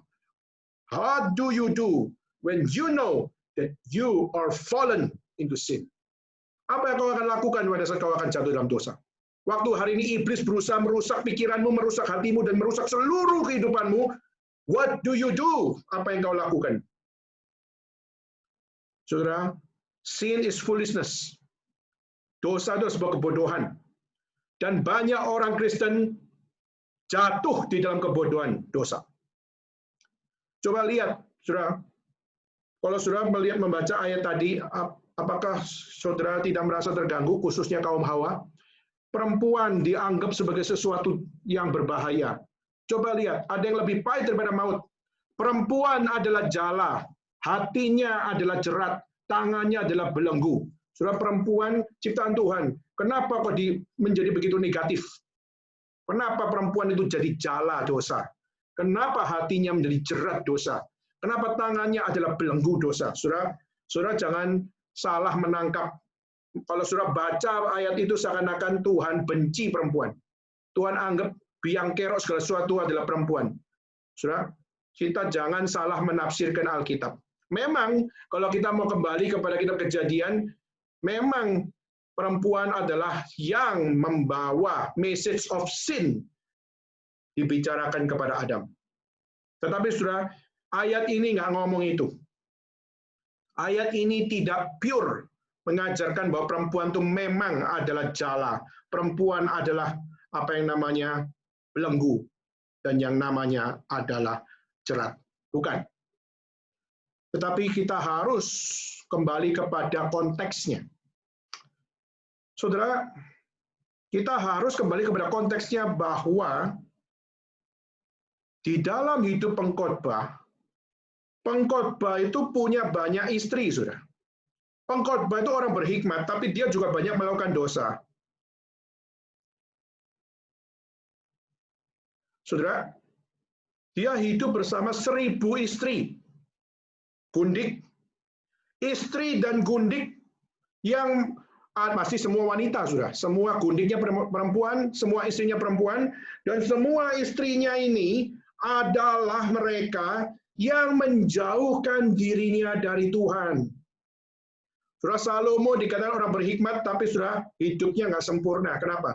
Karena dia dinilai sebagai orang berhikmat, akhirnya dia mempermainkan hikmat yang ada pada dirinya. Akhirnya apa? Dia menerima semua istri. Akhirnya dia punya 1000 istri bersama dengan gundik. Dia seorang yang wise, seorang yang punya kelebihan hikmat bijaksana, tapi dia pun jatuh di dalam dosa. Sama saja toh? Kalau gitu saudara, buat apa jadi Kristen? Toh juga dosa kok. Buat apa jadi orang Kristen? Toh juga akhirnya seperti Salomo. Salomo juga bisa untuk jatuh di dalam dosa meskipun dia adalah bapak orang berhikmat. Coba lihat Abraham, bapak orang beriman. Bapak orang beriman tapi akhirnya juga punya selir. So, akhirnya kita melihat Hagar menjadi gundik, menjadi istri muda. Saudara coba lihat. Saudara hari ini jadi orang Kristen, lalu bilang gampang sekali meninggalkan kekristenan. Saudara coba pikir baik-baik. Coba pikir baik-baik. Siapakah Abraham? Siapakah Daud? Siapakah akan pengkhotbah? Saudara kalau lihat di Alkitab ya, banyak kisah-kisah seperti ini. Coba lihat Samson.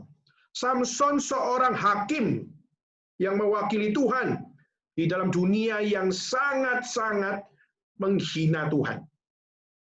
Tetapi Samson pun digoda oleh Delilah. Samson jatuh dalam dosa, foolish. Lalu dia meninggalkan Tuhan. How dumb is Samson? Dia tidak meninggalkan Tuhan. Dia malah minta hikmat Tuhan. Tuhan, what should I do? I want to glory your name. I want to glorify you. Dan dia melakukannya dengan apa? Dia melakukannya dengan menghancurkan 2 tiang yang ada di sebelah kanan dan kirinya. Dan dengan kekuatan yang diberikan oleh Tuhan, dia hancurkan semuanya. Dan akhirnya menghancurkan seluruh orang yang ada di tempat itu. Dan akhirnya mereka semua mati, termasuk dirinya. Banyak orang akhirnya memberikan interpretasi. Inilah satu ayat, inilah satu kisah yang mengajarkan bahwa bunuh diri adalah sesuatu yang dilegalkan oleh kitab suci. Ngaco luar biasa. Samson bukan bunuh diri, tapi dia memberikan yang terbaik bagi Tuhan termasuk hidupnya. Kalau dia mengalami kecelakaan karena melayani Tuhan, itu adalah sesuatu yang worth it. Itulah kekristenan, saudara. Kekristenan itu melayani sampai seluruh hidupnya.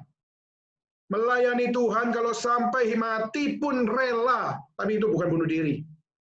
Saudara harus bisa membedakan mana bunuh diri, mana memberikan yang terbaik.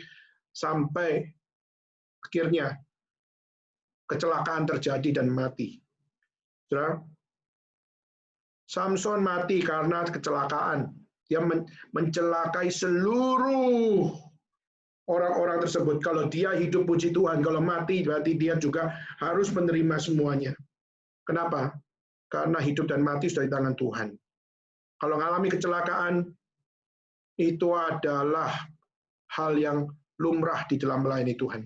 Para misioneri, banyak sekali mereka masuk ke satu pelosok. Salah satu, sebelum No Manson pergi ke Tanah Batak. Berapa banyak keluarga yang sudah berangkat sebelum No Manson? Kenapa harus No Manson yang hari ini diingat? Karena sebelumnya banyak sekali misioner-misioner yang masuk ke Tanah Batak. Tapi mereka tidak diingat. Kenapa? Karena mereka sudah masuk dan mereka jadi korban di situ. Mereka sudah masuk dan mati di situ. Tetapi saudara, sebelum No Manson masuk, sudah ada orang-orang yang rela masuk ke situ dan mati. Saudara, para misioneri, siapa yang tahu bahwa hidupnya hanya akan pendek? Mereka semua tahu. Mereka semua tahu melayani Tuhan sebagai misioneri adalah umur pendek. Mereka tahu bahwa waktu aku bawa keluargaku, istriku akan mati, anak-anakku akan mati. Kalau aku bisa dimakan oleh mereka, istri dan anakku juga bisa dimakan. Tapi kenapa mereka sekeluarga berangkat pergi untuk melayani Tuhan, pergi ke tanah misi? Kenapa mereka rela? Mereka tahu itu bunuh diri, itu bukan bunuh diri. Kalau mereka dimakan di situ, itu bukan bunuh diri. Tapi mereka datang ke situ membawa Injil Tuhan. Mati pun rela, itu berbeda dengan bunuh diri. Maka sudah seringkali kita salah menafsirkan iman kekristenan. Iman kekristenan bukan menghormati orang-orang yang bunuh diri. Frustasi lalu bunuh diri. Itu Tuan Wujie punya story. Ya. Juyen, seorang menteri, justru waktu di dalam negara Chu, apa yang terjadi? Rajanya korupsi, seluruh menteri-menterinya korupsi, dan dia seorang yang lurus. Itulah kenapa kalau Tuan Wujie ada telur diberdirikan, itu karena apa? Kamu berpijak di bumi, tapi kamu harus menghadap ke atas. Itu yang diajarkan. Tapi coba lihat Tuan Wujie, waktu remembering Juyen, apa yang dilakukan oleh Juyen? Dia frustasi karena dia orang benar. Dia frustasi karena menjadi seorang menteri yang penuh bijaksana. Dan dia frustasi rajanya brengsek. Dia frustasi teman-temannya brengsek. Dia frustasi. Dia cuma dicintai oleh rakyat. Tapi rakyat bisa apa? Dia frustasi. Akhirnya singkat cerita, dia di pinggir tebing Dan akhirnya dia ambil batu.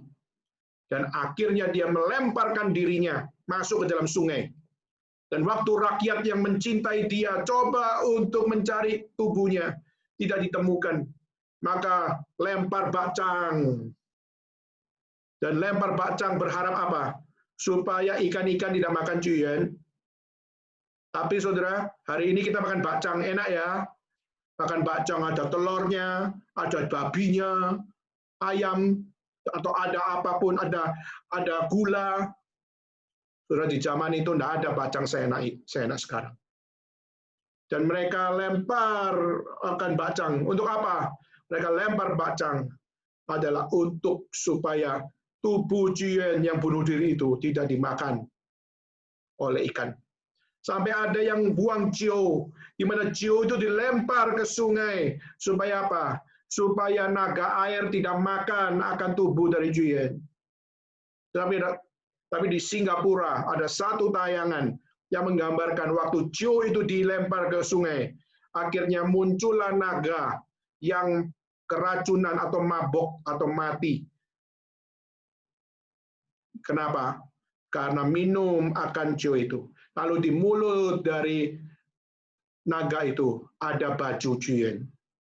Saudara, itulah kenapa hari Tuan Ucie makan bakcang, minum cio.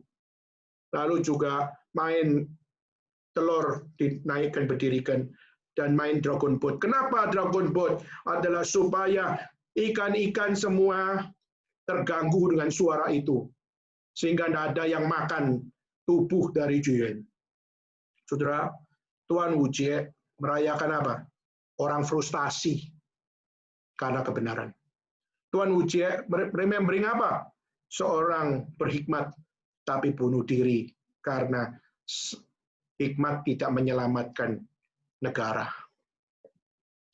Dirayakan sebagai patriot, padahal patriot yang dirayakan adalah orang frustasi, orang yang bunuh diri karena tak ada pengharapan dunia ini. Saudara, foolishness itulah yang dilakukan oleh manusia. Tak peduli siapapun mereka. Maka kalau nggak kembali kepada kebenaran, apa yang akan terjadi pada manusia? Saudara, foolishness adalah kebodohan. Kalau sudah bodoh, nggak mau kembali kepada kebenaran. Itu lebih parah daripada bodoh. Idiot, lebih tepatnya. Saya mau kembali lagi. Perempuan kenapa dimunculkan sebagai seakan-akan wanita lebih berdosa, lebih parah daripada pria? Sekali lagi tadi saya sudah katakan, konteksnya adalah dia hidup bersama 1000 istri. Dia hidup dengan gundik. Dan istri dan gundik itu menjauhkan dirinya kepada Tuhan. Dia seorang yang wise, tapi dia pun jatuh dalam dosa. Sama saja. Maka saudara, ini juga peranan bagi para ibu rumah tangga. Saudara, ibu rumah tangga adalah salah satu dasar yang penting untuk bagaimana membawa keluarga kembali kepada jalan yang benar. Di saat suami nggak bisa membawa jalan yang benar, saudara sebagai perempuan, saudara sebagai istri, saudara punya akan ability yang dikuduskan Tuhan untuk apa? Bisa membawa suamimu kembali kepada Tuhan. Membawa anak-anakmu kembali kepada Tuhan. Tidak selalu suamimu bisa membawa kamu kepada Tuhan. Tidak selalu suamimu bisa membawa anak-anakmu kepada Tuhan. Tapi engkau bisa dipakai Tuhan. Membawa anak-anakmu, membawa suamimu kembali kepada Tuhan. Saudara, orang paling berhikmat, dia bisa rentan, dia bisa jatuh.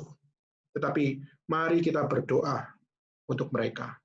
Berdoalah untuk orang tua kita. Berdoalah untuk suami istri kita. Berdoalah untuk anak-anak kita. Tapi yang juga, saudara, orang paling berhikmat siapa? Mungkin orang tua kita ya. Orang tua kita anggap adalah orang yang berhikmat. Berdoalah, kenapa? Karena orang tua kita bisa jatuh dalam dosa. Siapa orang yang berhikmat lagi di dalam hidupmu? Pendetamu? Saudara harus berdoa untuk pendetamu. Karena pendetamu juga bisa jatuh di dalam dosa. Bisa melakukan hal yang sangat-sangat melawan Tuhan. Dosen, guru, semua yang kau anggap berhikmat. iblis tidak tinggal diam untuk menggoncangkan mereka. Maka berapa banyak, saudara, orang-orang berhikmat berjatuhan dewasa ini. Era pandemik ini, banyak sekali orang-orang yang dikatakan penuh hikmat. Satu demi satu merasa hidup itu penuh dengan kegagalan. Dan akhirnya berapa banyak yang mereka meninggalkan iman. Berapa banyak, konteks saya adalah hamba Tuhan, konteks saya adalah pendeta. Berapa banyak pendeta yang jatuh di dalam child abuse, sexual abuse, corruption, dan sebagainya. Tahun 98, Presiden dari Filipina, Rodrigo Duterte, dia menyerang para bishop, dia menyerang orang-orang religius di Manila. Dia mengatakan kalimat yang sangat sarkastik, "Kill them. This stupid bunch serve no purpose. Almost 90% of you are homosexual. Your God is stupid." Dia mengatakan bahwa apa? Bunuhlah para bishop itu. Mereka orang bodoh yang nggak punya tujuan apa-apa, nggak punya makna apa-apa, nggak punya akan hasil apa-apa. Karena apa? Karena hampir 90% dari kamu adalah homoseksual. Tuhan yang kau percaya itu bodoh. Kalimat ini keras luar biasa. Kenapa, saudara? Karena banyak para bishop di Manila, mereka jatuh dalam korupsi. Karena banyak para bishop, mereka melakukan abuse, melakukan pelecehan seksual kepada anak-anak, pelecehan seksual kepada perempuan. Dan bahkan hampir 90% dari bishop yang ada di Manila, mereka adalah punya kelainan di dalam mereka mencintai sesama jenis. Maka itulah kenapa Duterte mengatakan, "Your God is stupid." Tapi dipelintir oleh orang-orang bishop ini dengan mengatakan, "God is stupid." Padahal yang dikatakan adalah, "Your God," Tuhanmu. Tuhanmu adalah Tuhan yang bodoh. Kenapa? Karena Tuhanmu melegalkan setiap apa yang namanya homosexuality.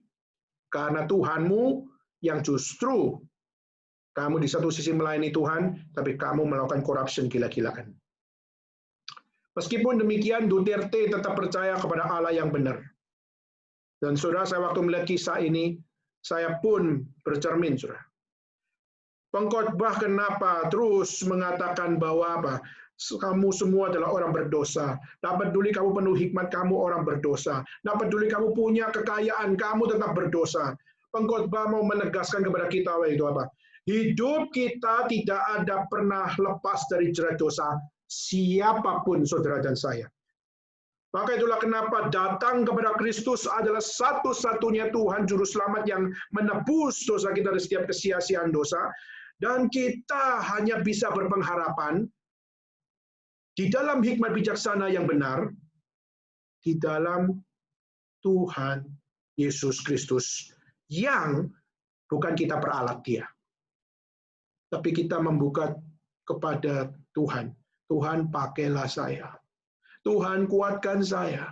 Tuhan, saya lemah, tapi Tuhan tolong ubah hidup saya.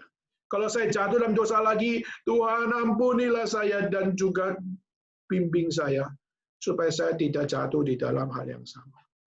Maka saudara, hidup kita tidak akan pernah lepas dari jerat dosa, tanpa Kristus menjadi satu-satunya pengharapan yang kau cari dalam hidup. Kalau saudara mengalami semuanya, saudara mau cari Yesus, saudara mau cari Tuhan, padahal Dia adalah satu-satunya jalan, satu-satunya kebenaran dan hidup yang kekal. Maka saudara tidak mungkin dapat memiliki pengharapan. The only hope only by God alone, by Christ alone, by the Holy Spirit. Maka saudara, mari kita menutup khotbah ini dengan membaca satu ayat. Dan saya rindu saudara sekalian, bukalah Alkitabmu. Dan mari kita membaca satu ayat ini. Roma pasal 5. Mari kita membukanya. Di dalam Roma pasal yang kelima, ayat 17. Roma pasal 5 ayat 17. Dan sebelum kita akan menutup khotbah ini, biarlah ayat ini meneguhkan kita semuanya. Ayat 5, ayat 17. Kita baca bersama-sama. 1, 2, 3. Sebab jika oleh dosa satu orang, maut telah berkuasa oleh satu orang itu, maka lebih benar lagi mereka yang telah menerima kelimpahan karunia, kasih karunia dan anugerah kebenaran akan hidup yang berkuasa oleh karena satu orang itu, yaitu Yesus Kristus. Kiranya Kristus senantiasa menjadi pengharapan kita semua. Kiranya dari seluruh apa yang kita jalani, hidup yang penuh dengan paradoks itu, jangan kita menaruh pengharapan pada dunia. Tapi mari, saudara, dari seluruh hikmat bijaksana yang ada padamu, taruhlah semuanya kepada Kristus.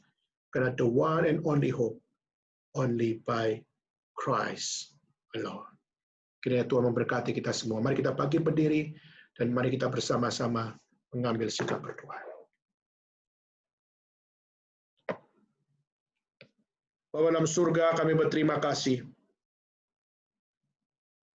Karena kami adalah anak Tuhan yang seringkali tergoncang iman kami. Karena seringkali dunia ini menertawakan kami. Karena iblis berusaha untuk menggocoh kami. Ampunilah kami kalau kami selalu menjadi orang yang merasa kami adalah victim dari setiap apa yang kami imani. Padahal kami dibodohi oleh diri kami sendiri. Kami seringkali menganggap bahwa Tuhan, Engkau adalah Allah, dan sepatutnya Engkau menolong kami dalam setiap masa-masa gelap kami.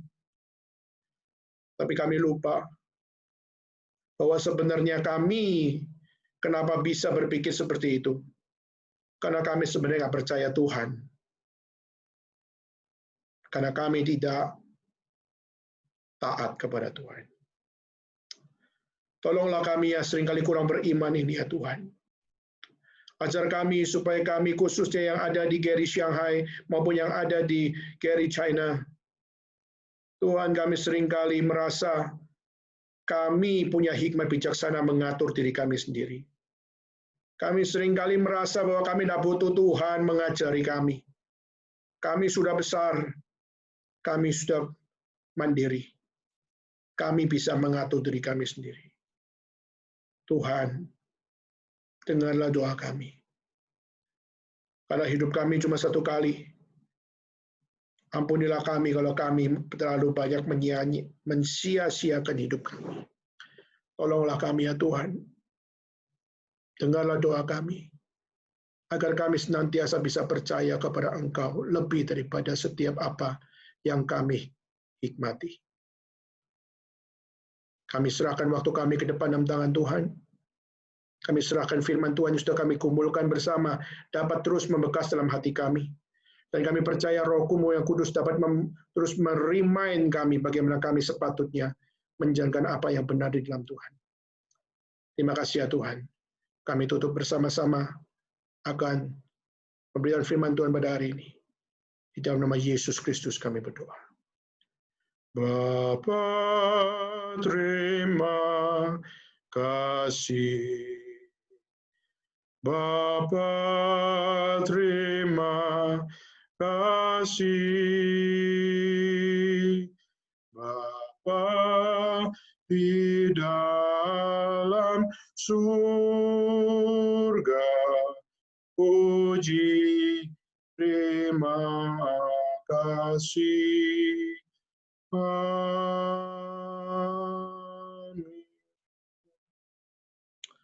Silakan duduk sekalian. Dan sebelum kita akan sama-sama untuk memberikan persembahan, sekali lagi persembahan akan dijalankan 2 kali, yaitu adalah untuk pelayanan pertama adalah untuk Gary Shanghai, dan kedua adalah untuk pelayanan cabang. Dan persembahan akan dijalankan melalui QR Code yang nanti akan di-sharingkan. Maka saudara, sebelumnya mari kita, sebelum persembahan dijalankan, kita sekali lagi bangkit berdiri, dan kita akan bersama-sama membacakan satu pengakuan iman yang berbunyi demikian. Aku percaya kepada Allah, Bapa yang Maha Kuasa, Kait langit dan bumi, dan kepada Yesus Kristus, Anak yang tunggal Tuhan kita, yang dikandung daripada Roh Kudus, lahir dari anak darah Maria, yang menderita sengsara di bawah pemerintahan Pontius Pilatus, disalibkan, mati, dan dikuburkan, turun dalam kerajaan maut. Pada hari yang ketiga, bangkit pula dari antara orang mati, naik ke surga, duduk sebelah kanan Allah, Bapa yang Maha Kuasa. Dari sana ia akan datang untuk menghakimi orang yang hidup dan yang mati. Aku percaya kepada Roh Kudus, gereja yang kudus dan am, persekutuan orang kudus, pengampunan dosa, kebangkitan tubuh, dan hidup yang kekal. Amin. Dan mari kita bersama-sama untuk mempersiapkan untuk persembahan, dan silakan duduk sekalian, dan mari kita bersama-sama menjalankan persembahan. Kita naikkan lagu yang keempat, Be Strong in the Lord. Kita naikkan akan lagu ini, dan saudara bisa mengirimkan persembahan saudara pada QR Code yang diberikan. Coba ditayangkan QR Code-nya. Ya, ini QR Code yang akan dipakai khususnya untuk bermimpi melalui WeChat Pay dan juga melalui akan BCA di dalam rupiah. Dan QR Code ini biar sudah bisa untuk ambil barcode-nya dan juga bisa untuk saudara serahkan persembahan ini kepada Tuhan. Dan mari kita menaikkan lagu yang keempat.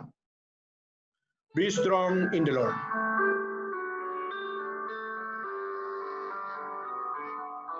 Be strong in the Lord and be of good courage.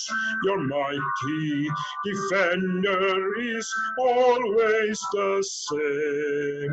Mount up with wings as the eagle ascending. Victory is sure when you call on his name. Be strong, be strong, be strong in the Lord, and be of good courage, for he is your guide. Be strong, be strong, be strong in the Lord, and rejoice, for the victory is yours. So put on the armor the Lord has provided, and place your defense in his unfailing care. Trust him, for he will be with you in battle, lighting your path to avoid every snare. Be strong, be strong, be strong in the Lord, and be of good courage, for he is your guide. Be strong, be strong, be strong in the Lord, and rejoice, for the victory is yours. Ketiga. Be strong in the Lord, and be of good courage. Your mighty commander will vanquish the foe. Fear not the battle, for the victory is always his. He will protect you wherever you go. Be strong, be strong, be strong in the Lord, and be of good courage, for he is your guide. Be strong, be strong, be strong in the Lord, and rejoice, for the victory is yours. Dan doa persembahan saya mohon untuk Ibu Likim bisa berdoa untuk kita semua yang ada di tempat ini. Ibu Likim, silakan. Ada di situ? Ya, Pak. Ya. Bapa di surga, bersyukur kami boleh berkumpul bersama, menerima firman Engkau, belajar firman Engkau yang begitu indah. Engkau mengajarkan kepada kami bahwa dalam hidup ini kami harus berporos kepada Tuhan, sehingga hidup kami tidak sia-sia. Dan begitu banyak paradoks di dalam kehidupan kami, biarlah kami boleh pegang teguh firman Tuhan. Kami juga mendoakan bersyukur untuk kesempatan kami boleh memberi persembahan. Kiranya Engkau pakai persembahan ini untuk memperluas kerajaan Engkau. Berkati setiap orang yang sudah mendengar firman, biarlah firman ini boleh menjadi roti hidup di dalam hidup kami, memberi kekuatan kepada hidup kami. Kami berdoa juga untuk Pak Daniel, kiranya Engkau memberkati beliau dalam kesehatannya dan juga di dalam pelayanan beliau. Biarlah Tuhan boleh beri hikmat, bijaksana, dan kekuatan. Terima kasih untuk semuanya Tuhan, hanya di dalam nama Tuhan Yesus kami berdoa. Amin. Amin. Dengan tetap berdiri, mari kita menaikkan doksologi, menyatakan kemuliaan bagi Allah Bapa, Allah Putra, dan Allah Roh Kudus, ketiganya yang esa, dan kita akan menerima berkat Tuhan.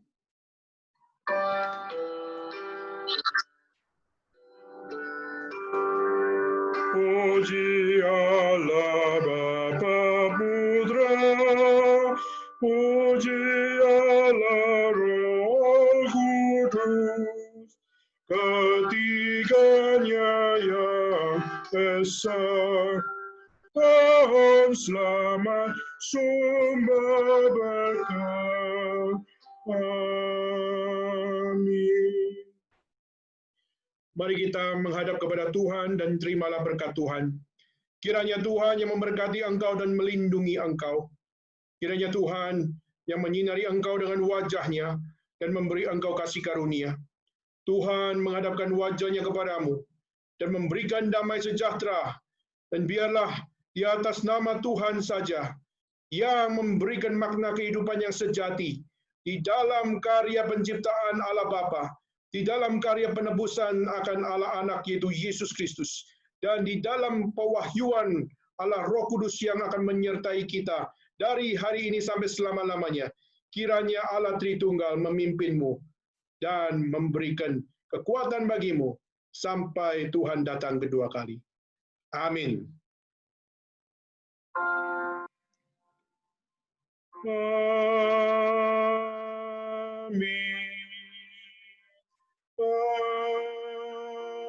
Amin.